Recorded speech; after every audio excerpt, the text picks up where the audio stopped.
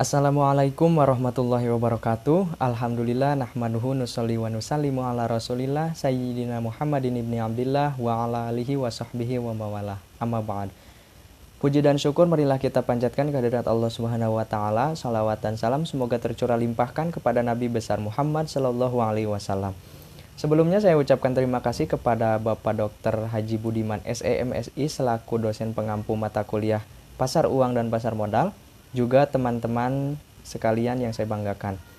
Kami dari kelompok 2 yang beranggota 7 orang, yaitu saya sendiri Abdul Yunus, Akbar Hermawan, Apendi Hadiana, Arya Fadil Arifin, Asep Saipudin, Astrid Khairutunisa, dan juga Aziza Alhamdi akan memaparkan materi mengenai reksadana.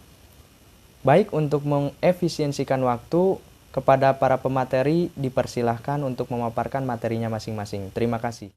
Baik, saya Abdul Yunus. Di sini saya akan memaparkan materi mengenai mekanisme kegiatan reksadana. Yang pertama, kurang lebih seperti ini: investor melakukan pembelian atau subscription reksadana melalui manajer investasi dengan menyetorkan dananya melalui bank kustodian. Lalu kemudian manajer investasi akan mengelola dana investor dengan melakukan pembelian atau penjualan instrumen investasi seperti saham, obligasi, atau pasar uang dengan jenis reksadana yang dibeli oleh investor tersebut. Nah, lalu pembelian atau penjualan instrumen investasi oleh manajer investasi dilakukan melalui perantara pedagang efek.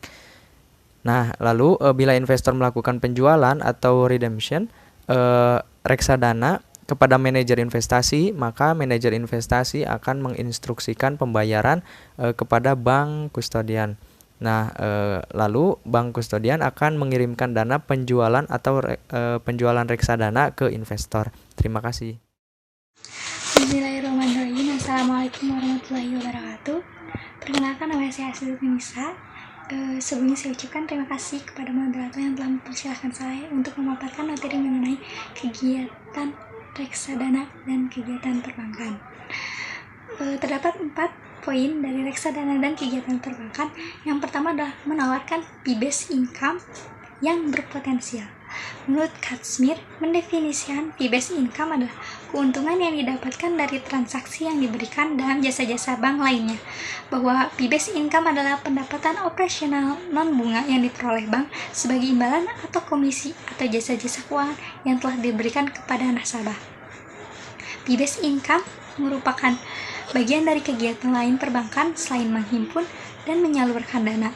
Tujuannya adalah untuk mendukung dan memperlancar kedua kegiatan yang tadi, menyalurkan dan menghimpunkan dana.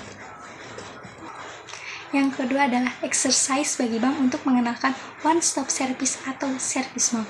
One-stop service adalah salah satu upaya dalam mewujudkan pelayanan prima yang ditetapkan oleh pemerintah. Pola pelayanan satu atap atau one-stop service diselenggarakan dalam satu tempat yang meliputi berbagai jenis layanan publik. Sederhananya, sebuah kegiatan dari awal sampai akhir dilaksanakan di satu tempat yang sama. Pola ini digunakan untuk memberikan kemudahan layanan kepada masyarakat, sehingga masyarakat hanya perlu datang ke satu tempat untuk bisa mendapatkan layanan.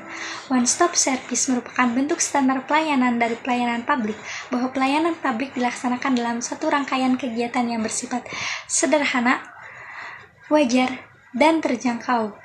Nah, selanjutnya yang ketiga adalah salah satu wahana untuk retain nasabah atau mempertahankan nasabah. Dan yang terakhir, yaitu yang keempat, adalah bagi bank pemegang obligasi rekapitulasi dapat menekan cost of fund. Apa sih cost of fund itu? Cost of fund adalah biaya yang harus dibayar suatu lembaga keuangan atau bank atas penggunaan uang yang sumbernya dari pihak lain. Pihak tersebut bisa nasabah ataupun bank. Nah, langkah ini dilakukan guna mencapai suku bunga kredit yang rendah. Mungkin itu yang bisa saya sampaikan. Terima kasih. Selanjutnya saya kembalikan kepada moderator. Bismillahirrahmanirrahim. Assalamualaikum warahmatullahi wabarakatuh. Saya Apendi Hadiana. Di sini saya akan menjelaskan tentang reksadana dan biaya modal. Reksadana adalah alternatif investasi bagi pemodal, khususnya pemodal kecil yang ingin melakukan investasi, namun tidak mempunyai waktu yang luang ataupun modal yang besar.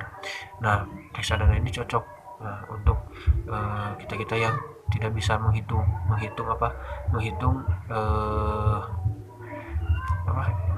ke resiko yang terjadi jika kita berinvestasi. Nah, artinya sistemnya itu jadi dana kita itu dihimpun jadi dihimpun dalam satu manajer investasi. Nah, nanti oleh manajer investasi akan dibelikan, kalau itu akan akan dibelikan pada efek portofolio saham seperti itu. Jadi nanti akan mendapatkan keuntungan. Nah, ini akan berguna bagi kita, khususnya bagi modal kita, di mana ini akan menjadi relevan bagi bank yang direkap, kemudian dapat mengurangi negatif spread, menurunkan GWM implisit, dan juga akan menurunkan fee pada blanket guarantee. Mungkin seperti itu materi yang dapat saya sampaikan. Mohon maaf apabila masih banyak kekurangan. Assalamualaikum warahmatullahi wabarakatuh. Saya Arya Fadil Arifin dengan nomor NIM 11880200029. Di sini saya akan menjelaskan tentang reksadana dan implikasi moneter. Yang pertama yaitu tidak menyebabkan bertambahnya uang beredar dan tidak bersifat inflator, serta uang yang dikeluarkan dalam instrumen reksadana tidak dikeluarkan dalam sistem perbankan. Ini semua dikarenakan dalam sistem reksadana itu tidak bersifat uang fisik. Terima kasih.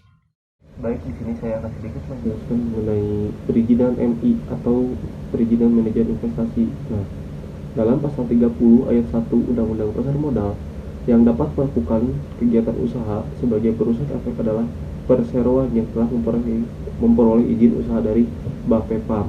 Nah, jadi perusahaan yang telah memperoleh izin usaha dari Bapepam atau Badan Pengawas Pasar Modal dapat melakukan kegiatan usahanya sebagai perusahaan efek. Nah, mengenai perizinan perusahaan efek diatur dalam peraturan BPPAM nomor VA1.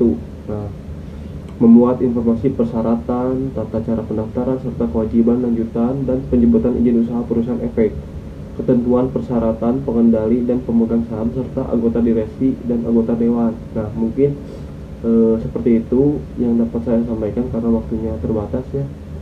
Kurang lebihnya mohon maaf. Terima kasih. Assalamualaikum warahmatullahi wabarakatuh. Terima kasih kepada moderator yang telah mengizinkan saya untuk sedikit menjelaskan tentang perizinan bank kustodian. Pasal 43 ayat 1 UU PM menyatakan bahwa yang dapat melakukan kegiatan usaha sebagai kustodian adalah lembaga penyimpanan dan penyelesaian, perusahaan efek, atau bank umum yang telah memperoleh persetujuan dari Bapepam. Dan yang selanjutnya yaitu tata cara dan proses persetujuan lebih lanjut diatur dalam peraturan Bapepam nomor 6A1. Cukup sekian dari saya. Wassalamualaikum warahmatullahi wabarakatuh. Baik, terima kasih kepada moderator yang telah mempersilahkan saya. Perkenalkan, nama saya Aziza Alhamdi. Di sini saya akan memaparkan materi mengenai kewajiban dari bank kustodian. Berdasarkan peraturan dari Badan Pengawas Pasar Modal dan Lembaga Keuangan nomor 4A3, 4A4, 4B1 dan 4B2 menggariskan bahwa bank kustodian memiliki kewajiban untuk memberikan jasa penitipan kolektif dan kustodian, menghitung nilai aktiva bersih setiap hari bursa, membayar biaya-biaya yang berkaitan dengan reksadana sesuai perintah manajer investasi, menyimpan catatan terpisah tentang pemegang unit, dan membuat ketentuan pembukuan dan pelaporan. Selain itu, bank kustodian juga memiliki kewajiban untuk membuat tata cara pemutusan kontrak, membukukan semua perubahan dalam portofolio, jumlah unit penyertaan, biaya-biaya pengelolaan, dividen, pendapatan bunga, dan juga pendapatan lain sesuai dengan ketentuan Badan Pengawas Pasar Modal dan Lembaga Keuangan, juga membuat rekening terpisah bagi kekayaan reksadana, dan juga membayar kepada pemegang unit setiap pembagian uang tunai yang ditetapkan dalam kontrak, dan juga menyelesaikan transaksi efek sesuai instruksi dari manajer investasi. Terima kasih. Baik teman-teman, sekian pemaparan materi dari kelompok kami. Mohon maaf bila ada kekurangan. Terima kasih. Wassalamualaikum warahmatullahi wabarakatuh.